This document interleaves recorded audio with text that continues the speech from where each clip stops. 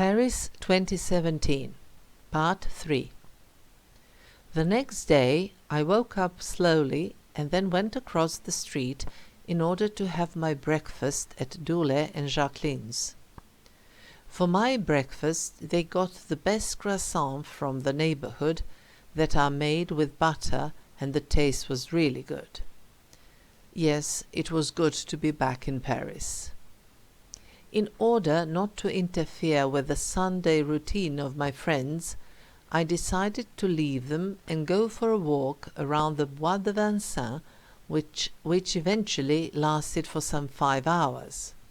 No wonder, as the forest is truly big, and it is great that there are such things in a city as large as Paris, together with the Bois de Boulogne, and not only an odd park here and there.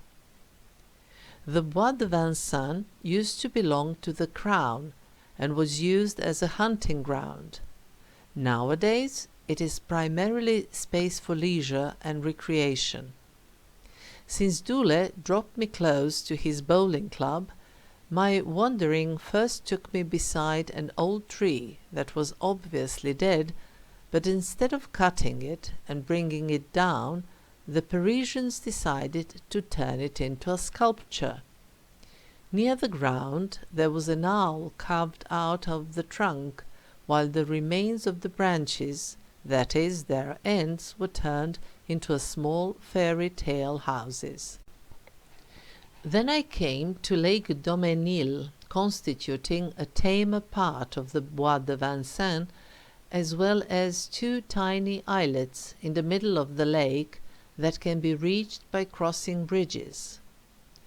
My visit to Paris was around the middle of March, which means that it was only the beginning of spring, so the vegetation was rather modest and the trees were mostly bare. Still, one could see that everything was ready to burst into full greenery in a matter of couple of weeks. The cloudy and chilly weather did not discourage people from coming here, so there were a lot of walkers, joggers and cyclists, as well as a few of those who rented boats and paddled leisurely in them across the lake. Having made a circle around the lake, I headed towards the north end of the forest, choosing dirt paths. The forest is completely crisscrossed with paths, some of them made of asphalt, some of them just pure soil, and there are also special paths for horses, that is, for people who come to the forest to ride them. It somehow feels natural, for within the forest there is a huge hippodrome. Thus I came to the castle of Vincennes, but I didn't plan to stick around, although it is certainly worth a visit. It was the first day of my stay in Paris, and I just wanted to enjoy the leisurely walk. And so I went to the nearby Paris Floral Garden, which is in fact a large botanical garden within the Bois de Vincennes. As I've said, it was early spring, and there was not a lot of flowers, but one could enjoy some beautiful blossoming magnolia, a hyacinth here and there, and an occasional sea of daffodils. For those who are not familiar with them, the daffodil is a spring flower, the yellow version of narcissus. Every time I see them in such numbers, I remember a Wordsworth poem dedicated precisely to them. What a romantic! Then I started to go back, and luckily came across a forest map, which clearly suggested the general direction I should follow. I was very proud of myself when I unmistakably and directly from the right way found the right way to Dulé's club. As I had a coffee there the day before, that meant that this time I had acquaintances there, with whom I greeted cordially. The local municipality leased for its senior and not so senior citizens a house and some space around it, with all of that being within the forest, and now against some relatively symbolic fee, people can join the club, throw their bowls around and hang together. And then there was time for me to move to a flat which I had rented for the rest of my stay in Paris. A few years ago, a colleague of mine, who is utterly, irrevocably, and absolutely in love with Paris, found on internet a small flat which is rented to tourists, and she praised it a great deal. Ever since then, I've kept it in my mind, and that it would be a nice thing if I also rented that flat. And so when I started thinking more seriously about going to Paris, I got in touch with Biljana. She gave me the contact details, and thus I made a reservation, but in the period when I needed the accommodation, the flat was not available during all 7 days, only 6 of them, and so I spent the first night at a hotel. The flat is at a truly great location, just 15 minutes away from the Louvre, on the left bank of the Seine, and that really meant a lot during my sightseeing walks. Having left my baggage at the flat, I went out in order to have a walk around the neighborhood and get a general idea of where I was. I was pleased. I decided to start my revisiting of Paris locally. I walked around my area, or rather I crossed over to the nearest neighbors. Thus, the first on my program was the church of Saint-Sulpice.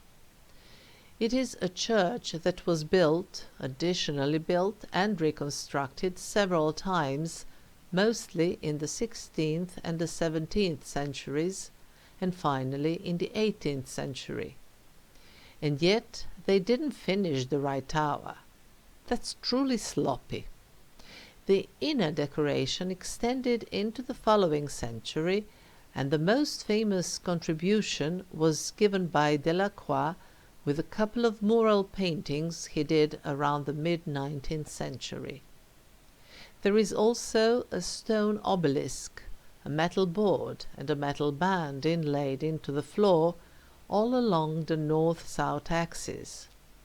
It all comes from 1744 and was used, and is still used, for marking the meridian and the midday. This has, however, all become more famous thanks to a light criminal novel that became insanely popular all over the world at the beginning of this century. I still prefer the 1844 fountain that stands at the square in front of the church, and that was built in such a way that the 4 figures of prominent church officials that adorn it face 4 cardinal points, and its name in French is such that there is an intentional pun: the Fountain of 4 Cardinal Points, or the Fountain of 4 Cardinals who never were. Quite close to the church of Saint-Sulpice there is one of the beautiful parks of Paris, the Luxembourg Gardens, with the palace of the same name. Nowadays it is the seat of the Senate, the upper house of the French Parliament, but it all started quite differently. The widow of King Henri IV, Marie de Medici, wanted to have a palace built for her that would remind her of her native Tuscany. Thus she bought the estate from the Duke of Luxembourg, and the works began. Even the famous painter Rubens was engaged to do 2 series of paintings that concerned the life of the Queen and the late King. One of them, the Marie de Medici cycle, consists of 24 paintings that are at the Louvre today. 3 are portraits, and the other 21 depict the life of the Queen from her birth on. Well, I know this is Rubens I'm talking about, the one who adored massive women full of cellulite, and I know that these are all allegories, but I still find it fascinating that only in 3 or 4 of them there is nobody naked. When the palace was completed, the queen moved nicely into it, but this was all short-lived. She had a serious grudge with Cardinal Richelieu, and then she persuaded her son, Louis XIII, to dismiss the cardinal. But the son changed up his mind within a single day, kicked his mother out of the palace, and then she wandered around Europe during following 12 years, only to finally die in Cologne, Germany. I guess she must have been a bad mother, but the son was far from perfect. When I finished my walk around the Luxembourg Gardens, I got on the metro and went to the hill of Montmartre, that is, to the Boulevard de Clichy, where there is the unavoidable Moulin Rouge, or the Red Mill, the centre of entertainment during the Belle Époque period, with famous can-can dancers immortalized by Toulouse-Lautrec. The cabaret continues to be active, but not as a meeting point of first-class artists, but rather as a tourist attraction. Paris is famous not only for its cabarets, but also for its cemeteries. Somehow, I hadn't been concerned with them thus far, but this time I decided to visit some of them. Namely, since Paris has always been a meeting point of famous artists of all kinds, and unlike some of the works, the authors are mortal, they had to be buried somewhere eventually. Other than artists, there are, of course, famous figures from different other walks of life, as well as many more completely unknown people. I didn't have an intention to visit in detail the entire Montmartre cemetery, but went to the place where Alphonsine Plessis was buried. This name doesn't ring a bell, right?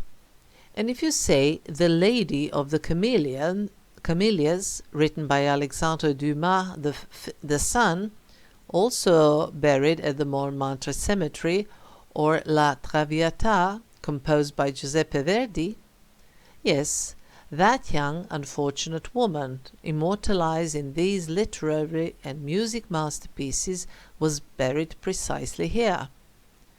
After a brief visit, I decided to leave the cemetery and headed towards one of the exits, but as it turned out, it was closed after all, and I had to go all the way back and around in order to return among the living. However, that visit to the dead end was not, if I can put it that way, in vain. Namely, I found, without looking, the grave of Dalida. The name is probably also not known to a larger number of people, but here again I'm talking about an unfortunate woman who at 54 committed a suicide. This was a famous singer, and one of her songs, the version performed with Alain Delon, is very dear to me and close to my heart because of some funny situation in my past in which reference was made to the lyrics of that song. At this point, I decided to initiate a completely new thing and to give my contribution to the civilization, if I can call it that. After all, like civilization, like contribution. Namely, I'm introducing the mlog. After the blog and the vlog, the time has come for the mlog, and I'm its creator and initiator. What is it all about? Well, very simply, it is a music blog that makes sense. Namely, music is very important in my life. I've heard somebody claim that apparently Nietzsche once said that life without books would be a waste. I agree, but I also add, and without music too. I often have different tunes in my head, as if I have a built-in free jukebox. Sometimes it happens that I wake up in the morning with some song which I haven't even heard since who knows when, and then I have no idea how it ended up in my head. This thing, with the introduction of the mlog as a notion and a movement, also makes my life simpler. For if it happens that I walk in the street while singing or humming and somebody thinks I'm crazy and wants to move me off the street in order not to disturb serious citizens who go to work or shopping, I just say in my defense that I'm actually working on my mlog. So, as my first mlog, I'm posting a photo I took of Dalida's grave along with my light singing of that famous song of hers, as my homage to this great artist. So turn on your speakers and click on the embedded video that you can find in my blog.